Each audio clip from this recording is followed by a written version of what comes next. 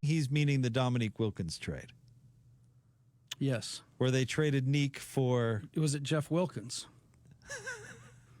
I don't think so. Where they traded Neek for cash, right, to keep the doors for the open. Franchise. Yeah.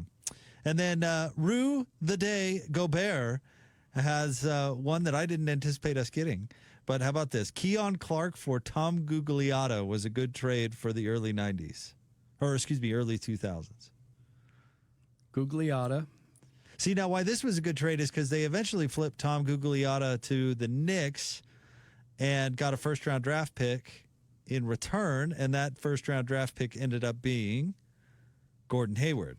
So essentially you traded Keon Clark for Gordon Hayward. So that was that's several pretty good, years too. down the line, but You know what? With all talking about all these, I still, if I had to put it to a vote, I would say for me, Hornacek and Malone, because that was a pivotal change in franchise history and took them to the next level. And I think that this may be something similar.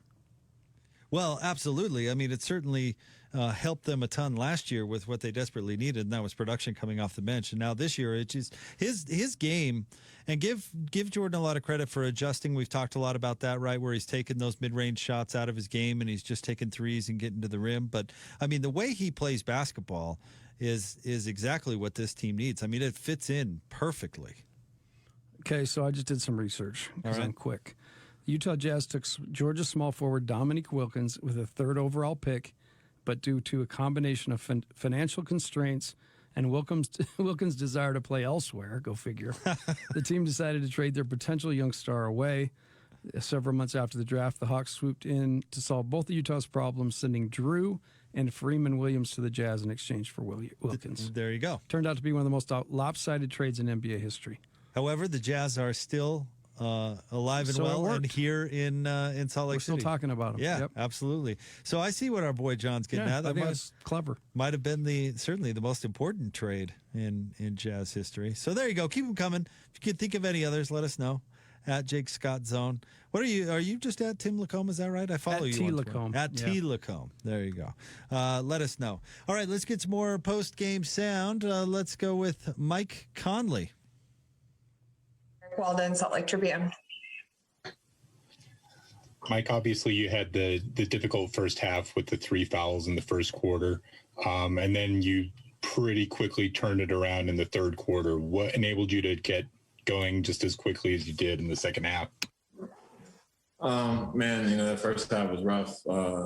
Just never really got a good flow, never really, got the ball, never really just put any impact in the game. And I got to sit there and kind of watch and get ready for the third quarter.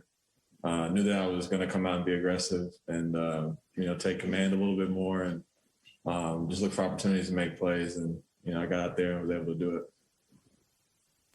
Kristen Kenny, Jazz TV. Hey, Mike, from our end, it looks like Jordan Clarkson's motor is always on, always running around all over the floor. Do you feel that way on your end?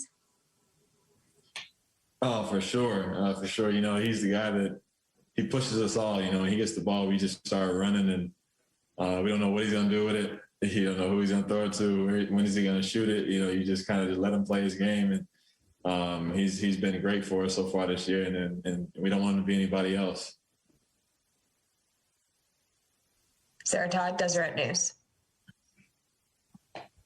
Mike, obviously a win is a win, but do you think that this year, maybe more than last season, I guess, in your experience with the Jazz, that you're kind of looking at things with a little bit more of a critical eye? Like you're looking at maybe things that went wrong in the game and you're not as happy with it just because you came out with a W? Yeah, we're a team that's we love to get our wins however we get them, but we're not a team that doesn't hold each other accountable. We're a team that definitely looks at every single detail, every small situation, and look at something for us to fix or a lesson to be learned. And tonight we had plenty of those lessons, plenty of those times where we made mental errors, made mistakes, and did kind of lacked effort in certain situations. So we'll definitely learn from it. We just we're playing at a high enough level to be able to win the game, but we can't rely on that, and we know that. So we have to continue to work. Ben Anderson, KSLSports.com. Mike, going back to Eric's first question, finding that rhythm so quickly when you've had a bad start or, had foul trouble. Do you remember at what point that developed in your career? Is that something you've always been able to do? Just kind of, find rhythm when there wasn't any before? Yeah, it took me a while to be able to do that.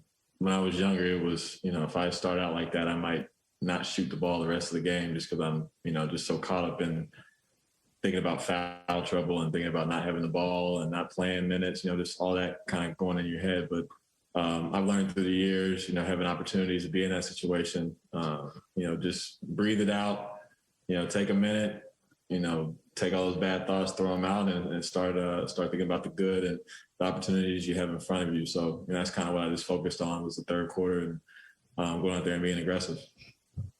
Last question, Eric Walden, Salt Lake Tribune. Mike, along those lines, we asked Rudy about your third quarter, and he attributed your performance to the fact that after 25 years in the NBA, you know what you're doing now. So I was just wondering if you would like to offer a rebuttal.